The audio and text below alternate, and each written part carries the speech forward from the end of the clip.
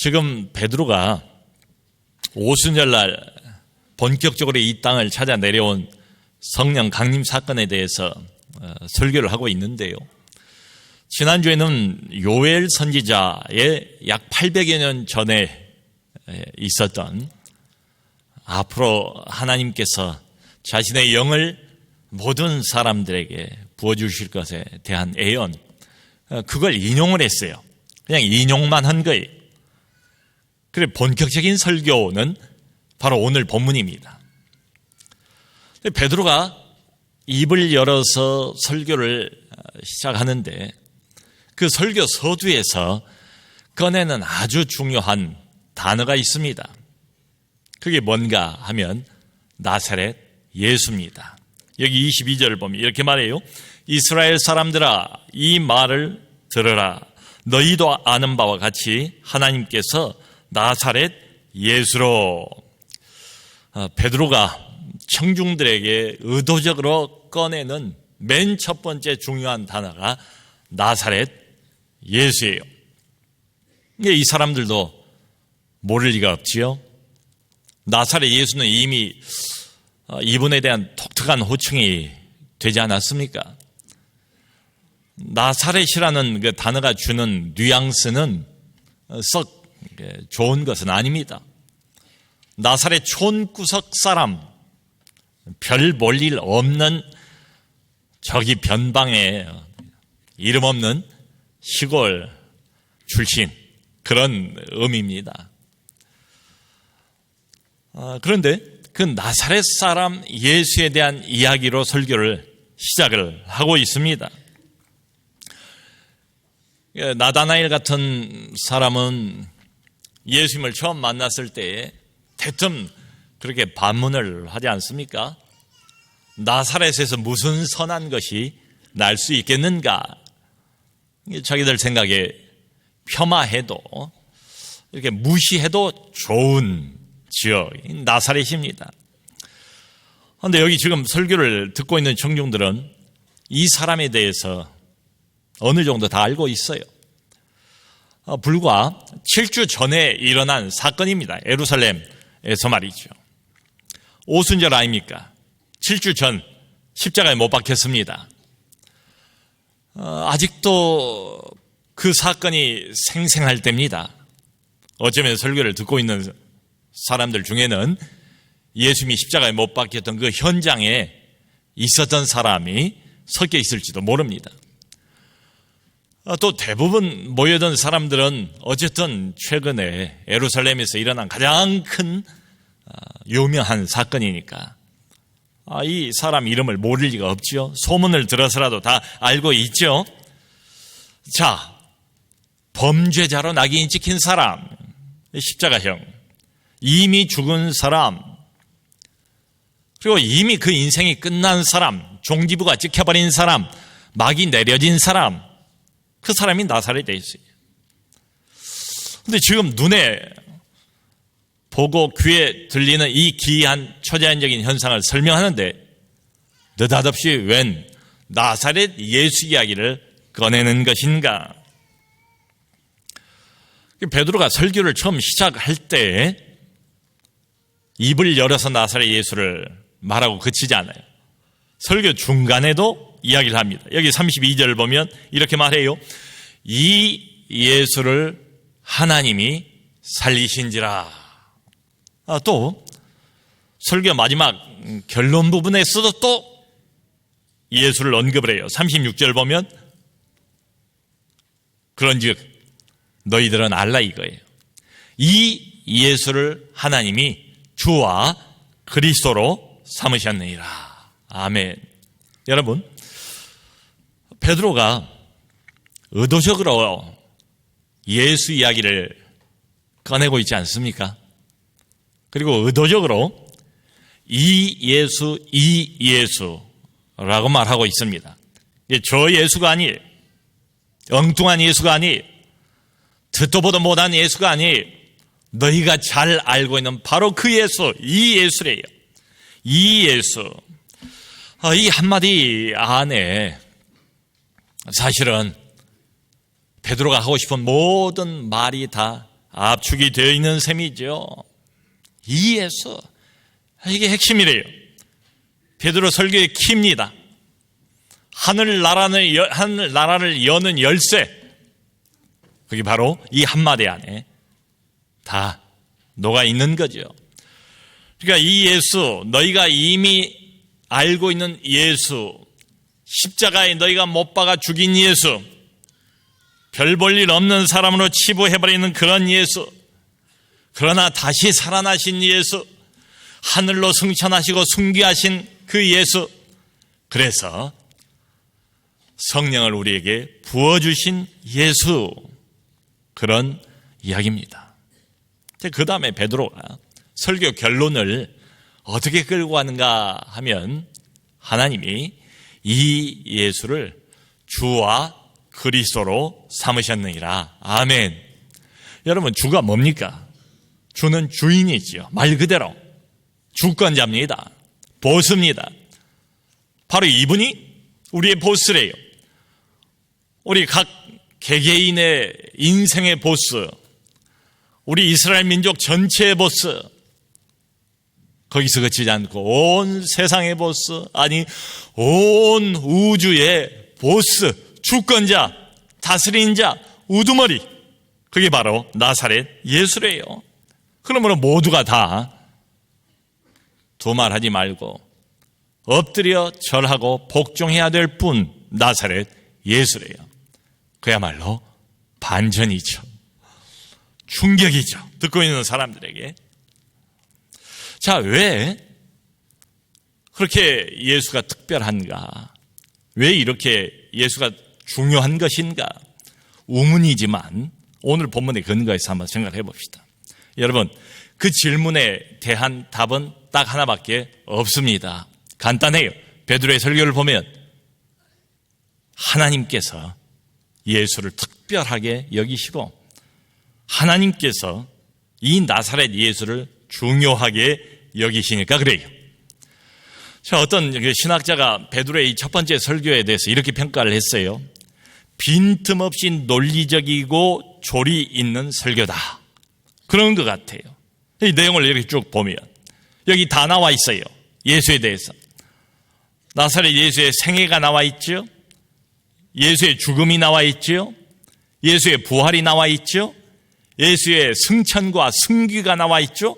성령의 부어주심까지 일목요연하게 다 나와 있어요. 여러분, 아까 우리가 함께 성경을 보았습니다마는 이 일목요연하게 나열되고 설명되고 설교되고 있는 예수에 관한 사건들에 두드러지는 건 뭡니까? 두드러지는 것은 하나님의 역할이에요. 적어도 베드로의 설교에서는 그게 많이 강조가 되고 있어요. 제가 한번 다시 읽어볼게요. 예수님의 생애에 대해서 베드로가 이렇게 설교를 시작했습니다. 하나님께서 큰 권능과 기사와 표적을 통하여 그를 너희에게 증언하셨느니라. 또 예수님의 죽음에 대해서 23절에 이렇게 말해요. 하나님께서 정하신 뜻대로 이 예수를 너희에게 내어준 바 되었느니라. 또 예수님의 부활에 대해서 24절에 이렇게 말해요. 하나님께서 그를 사망의 고통에서 풀어 살리셨으니. 또 예수님의 승귀에 대해서도 33절에 이렇게 말합니다. 하나님이 오른손으로 예수를 높이심에. 아멘. 자, 여러분, 베드로가 지금 일련의 이 예수 사건을 이야기하면서 강조하고 있는 건 뭔가요? 예수님의 생애, 예수님의 죽음, 예수님의 부활, 예수님의 승기 다 누가 주어예요? 누가 주권자예요? 누가 이 일을 주도했다고 말해요? 다 하나님께서, 하나님이. 그러니까 인류를 구원하고 구속하는 이 위대한 구원 역사 사건, 예수 사건에 있어서 주도적인 인물은 바로 하나님 자신이셨다. 어느 사건 막론하고 그것은 다 하나님의 액션이었다는 게 베드로의 설교의 요지입니다. 하나님의 행동이었대요. 이 모든 예수 사건은 하나님이 일으키셨고 하나님이 앞장서서 주도를 하셨다는 게 베드로의 선포입니다. 여러분, 이걸 통해 우리가 알 수 있는 건 뭘까요? 하나님은 이 예수, 이 나사렛 예수를 처음부터 아주 특별한 분으로 정하셨다는 거예요.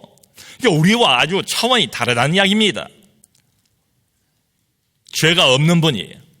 완전한 인간이에요. 이런 인간은 전에도 후에도 없어요. 전무후무합니다. 그래서 어떤 분이 그렇게 표현을 했더라고요. 예수님의 탄생을 새로운 존재가 탄생했다. 그동안 인류에서 보지 못했던 새로운 존재, new being이 이 땅 위에 탄생을 했다는 거예요. 유일무이한 존재라는 거예요. 하나님이면서 사람이고 사람이면서 하나님인 어떤 사람, 사람이지만 하나님이기 때문에 사람 같지는 않아요. 하나님이지만 사람이기 때문에 하나님 같지는 않은, 하나님과 사람, 양성을 동시에 가지고 있는 아주 특별한 한 인간이 탄생했어요. 하나님은 이 인간을 처음부터 구원자로 정하셨습니다. 처음부터 주와 그리스도로 하나님이 정하셨어요. 다른 사람은 너나 할 것 없이 불완전합니다. 우리가 그걸 다 알잖아요. 근데 이분은 완전한 인간이에요. 죄가 없는 분이에요. 하나님의 구원 계획을 실천할 수 있는 유일한 분이에요. 죄를 깨뜨릴 수 있는 분입니다. 사망 권세를 깨뜨릴 수 있는 유일한 분으로 하나님이 이분을 처음부터 정하셨다. 이게 베드로 설교에 깔려있는 전제입니다. 자, 그런데 여러분, 이런 걸 한번 우리가 생각을 해보자고요. 어떤 유능하다고 알려진 사람을 우리 회사에서 스카웃을 했어요. 비싼 돈을 주고 써먹으려고 말이죠. 근데 이 사람이 아직 실력 발휘를 못했어요. 자기 실력을 입증할 만한 기회가 없었거든요. 근데 이력서를 보면 분명히 대단한 역량을 가지고 있는 사람이 분명해요. 그러다가 언젠가 기회가 왔습니다. 회사가 위기에 봉착했습니다. 그 위기의 순간에 이 사람이 드디어 앞장서서 그 회사의 위기를 잘 막아줬어요. 아주 멋지게 그 문제를 해결해 줬어요. 그래서 자기의 실력과 자기의 진가를 입증을 했습니다. 마치 그런 것처럼 하나님께서는 원래부터 이 나사렛 예수를 주인으로, 구원자로, 주와 그리스도로 정했어요. 그런데 그것이 입증된, 역사 안에서 실제로 현실로 이분이 주인이고 이분이 구원자라는 것이 맞다는 것이 확증된 사건이 있었는데, 그게 뭔가? 바로 부활이라는 겁니다. 부활은 그런 사건인 거예요. 부활이 정점입니다. 예수 사건에. 여기 설교에서 베드로가 다윗의 시편 2편을 인용을 하고 있는데요. 처음에는 시편 16편 8절에서 11절을 인용을 합니다. 자, 긴 인용 중에서 요 구절, 여기 27절에 나와 있는 요 부분만 저희가 좀 살펴보겠습니다. 다윗이 뭐라고 지금 이야기를 하는가 하며, 이는 내 영혼을 음부에 버리지 아니하시며 주의 거룩한 자로 썩음을 당하지 않게 하실 것이미로다. 요 이야기가 다윗 자신을 가리켜서 하는 말일 수가 없다는 게 베드로 설교의 논증입니다. 지금 부활에 대한 이야기거든요. 내 영혼을 음부, 죽음에 그대로 버려두지 않으실 것이다, 하나님이. 그리고 주의 거룩한 자로 내 육신이, 내 시신이 부패하고 썩음을 당하도록 내버려두지 않으실 것이다 라고 다윗이 언급을 하고 있는 요 내용의 주인공이 다윗 자신일 수가 없다는 거예요. 아까 우리가 읽어봤던 것처럼, 왜냐하면 다윗은 죽은 지가 오래됐습니다. 그리고 죽어서 이미 묘지 안에 장사가 됐습니다. 그 묘지가 예루살렘에 있습니다. 지금까지 그 묘지가 우리 가운데 있지 않느냐라고 지금 베드로가 논증을 하고 있잖아요. 이미 오래전에 무덤 속에 들어가서 시신이 썩을 들어 썩고 다 흙이 돼버리고 가루가 돼버린 그 다윗이 자기를 가리켜서 내 육신이 썩지 않을 것이고 음부에 그대로 하나님이 나를 내버려두지 않으실 것이, 이렇게 말할 리가 없지 않느냐. 그러면서 베드로가 이렇게 설교를 이어가지 않습니까? 다윗은 선지자라. 하나님의 성령의 감동을 힘입어서 앞으로 되어질 먼 미래의 사건을 미리 내다보고 예언한 것이라는 거예요. 그러니까 다윗의 후손 중에서 어떤 한 구별된 후손이 나타나서 그가 죽음과 사망 권세를 깨뜨리고 일어나서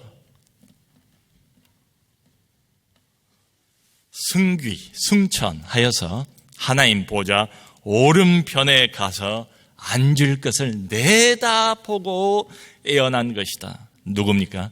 나사렛 예수. 나사렛 예수. 다윗의 후손 나사렛 예수라는 거예요. 또 하나는 시편 110편 1절을 인용을 하고 있는데요. 예수님의 승귀에 대해서 이야기를 합니다. 다윗은 하늘에 올라가지 못했대요. 대신에 여기 34절을 보면 이렇게 말해요. 다윗은 하늘에 올라가지 못하였으나 친히 말하여 이르되 주께서 내 주에게 말씀하시기를 내가 내 원수로 내 발등상이 되게 하기까지 너는 내 우편에 앉아 있으라 하셨도다. 자, 다윗은 하늘에 올라가지 못했대요. 대신에 뭘 했는가 하면은 주께서 내 주에게 말씀하시기를 하늘로 올라가서 하나님의 영광의 보좌 오른편에 앉아있는 분을 향해서 다윗이 내 주라고 부르고 있다는 거예요. 주께서 내 주에게 말씀하셨다고 할 때 그 앞에 나와 있는 주는 성부 하나님, 하나님 아버지 그 주입니다. 뒤에 나와 있는 내 주께 말씀하셨다고 할 때 그 주는 성자 하나님, 바로 나사렛 예수입니다. 그 나사렛 예수를 다윗이 일컬어 말하기를 내 주님이라고 불렀다는 거예요. 여러분, 예수님은, 나사렛 예수는 창세 때부터 이미 주와 그리스도가 된 줄로 믿습니다. 그분은 원래 주예요. 원래. 그분의 본체가 하나님이세요. 온 세상의 주권자예요. 온 우주의 왕이세요. 원래 주인이었어요. 원래 구원자였어요. 그런데 그분이 역사 안으로 어느 순간에 들어오셨어요. 역사 안으로 들어오셔서 실제로 모든 죄짐을 짊어지셨어요. 그리고는 부활하셨어요. 죽음을 정복하셨어요. 높이 들리셨어요. 권능의 자리에 앉으셨어요. 그리고는 아버지께로부터 약속하신 성령을 받아서 너희 보고 듣는, 지금 이 순간 너희가 물리적으로 보고 물리적으로 듣고 있는 바로 이것, 지금 이 순간 아니라고 도저히 거부할 수 없는, 너희가 물리적으로 감각하고 있는 이 놀라운 사건, 기이한 현상, 성령 부어주심, 하나님의 영이 직접 이 땅을 찾아온 이 사건, 위대한 구원 역사의 본격적인 개막, 너희 보고 듣는 이것을 부어주셨느니라. 그러면서 베드로가 설교의 결론과 적용을 이렇게 이어가지 않습니까? 그러므로 이스라엘 온 집은 확실히 알지니, 이 설교의 결론입니다. 설교의 적용입니다. 듣고 있는 청중들에게 말이지요, 확실한 것 하나가 증명이 됐다는 거예요. 확실히 알지니 너희들이 거부하고 십자가에 못 박아 죽인 이 예수가 실제로 이제는 역사 안에서 온 세상의 주와 그리스도가 되셨느니라. 그것을 믿으라는 거예요. 성탄절날 밤에 KBS에서 성탄 특집 다큐멘터리를 내보냈습니다. 제목이 일사가고 주기철이. 작년에는 손양호 목사님 특집을 내보냈는데 올해는 주기철 목사님 특집을 내보냈어요. 이미 유튜브에 올라와 있습니다. 성탄절날 밤 10시부터 1시간가량 했어요. 꼭 한 번씩 보시기를 바랍니다. 1940년대 당시에 이미 불교, 천주교는 다 신사참배 결의를 했고요. 기독교도 감리교는 신사참배 결의를 했고요. 마지막까지 버티던 장로교마저도 1938년 9월에 27차 장로교 총회에서 신사참배 가결을 하게 됩니다. 그 이후로 주기철 목사님은 일제에 주목을 받는 감시 대상이 되죠. 5차례에 걸쳐서 검속이 되고 감옥 생활을 하면서 모진 고문과 어려움을 겪지 않습니까? 원래 경상도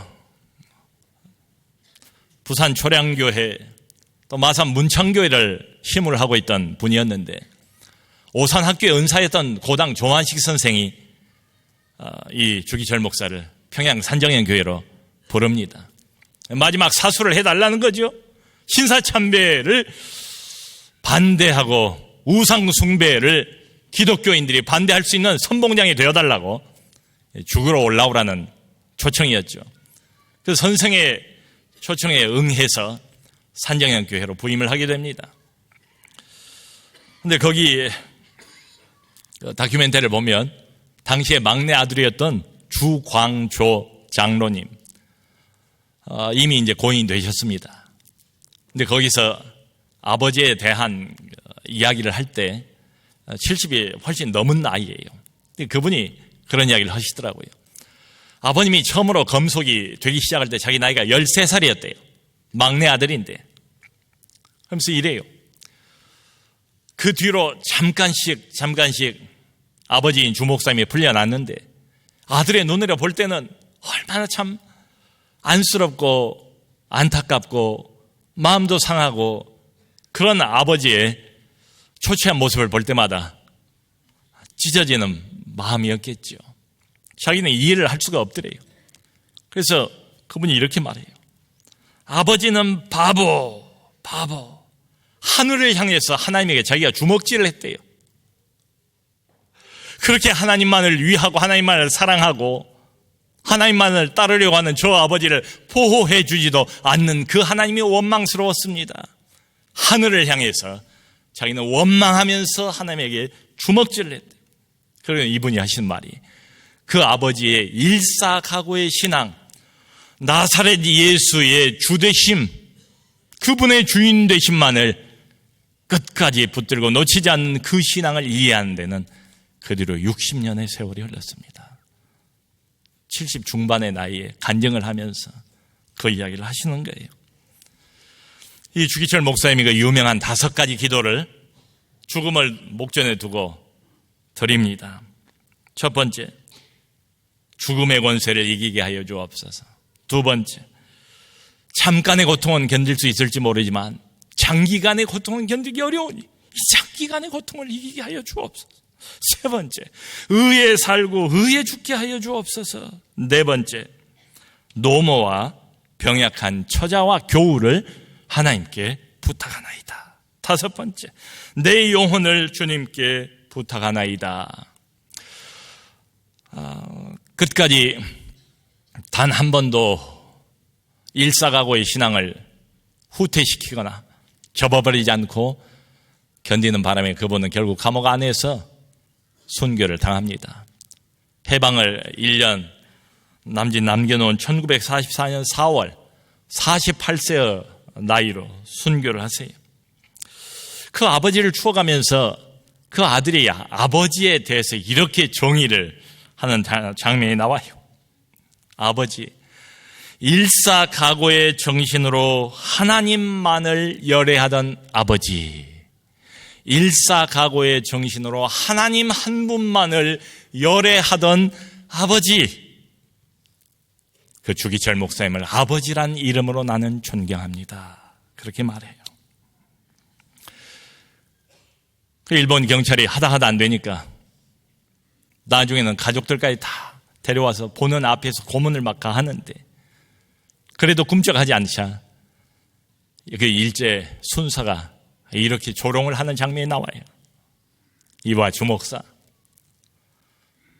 당신이 그렇게 사랑한다는 하나님은 지금 어디 있는 거야? 당신이 그렇게 믿고 의지하고 따른다는 그 하나님은 당신이 이렇게 고통을 당하고 있는데 어디 있는 거야? 어디 가서 낮잠이라도 자는 건가? 라고 조롱을 해요.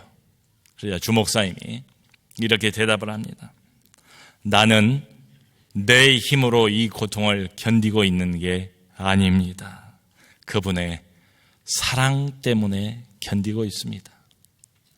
나는 내가 십자가를 지고 가고 있다고 생각했지만 사실은 주님께서 내 대신 십자가를 지고 가고 있는 것입니다. 여러분, 나사렛 예수, 주인은 한 분밖에 없습니다. 너희가 확실히 알지니 하나님께서 이 예수를 너희 눈앞에 명명백백하게 주와 그리스도로 삼으셨느니라. 끝까지 나사렛 예수 한 분만을 열애하고 섬기고 주인으로 알고 따르셨던 주목사님, 우리에게도 같은 신앙의 유산을 물려주지 않았겠습니까? 사랑하는 성도 여러분, 지고 가는 십자가 짐이 어렵고 힘들다 할지라도 사실 알고 보니 주님의 사랑이 그것을 지게 만들었고, 사실 알고 보니 내가 지는 것이 아니라 주님께서 내 대신 오셔서 주권자이신 그분이 맡겨준 십자가 짐까지도 지고 가게 해주셨다. 우리 모두의 고백 아니겠습니까? 그분만이 우리의 주인입니다. 어렵고 힘든 인생의 짐, 고단하고 허덕이고 지쳐서 쓰러질 때가 있지만은 그분이 오셔서 주권자이신 그분이 내 대신 짐을 짊어지시고 어렵고 힘든 광야 같은 세상을 2015년도에도 믿음으로 승리하게 하셨지만 동일하신 우리의 주인 되신 그분이 2016년도에도 우리와 함께 동행해 주실 줄로 믿습니다. 모쪼록 주와 그리스도가 되신 그분만을 섬기고 그분만을 사랑하시는 저와 여러분 다 되시기를 주님의 이름으로 축원합니다.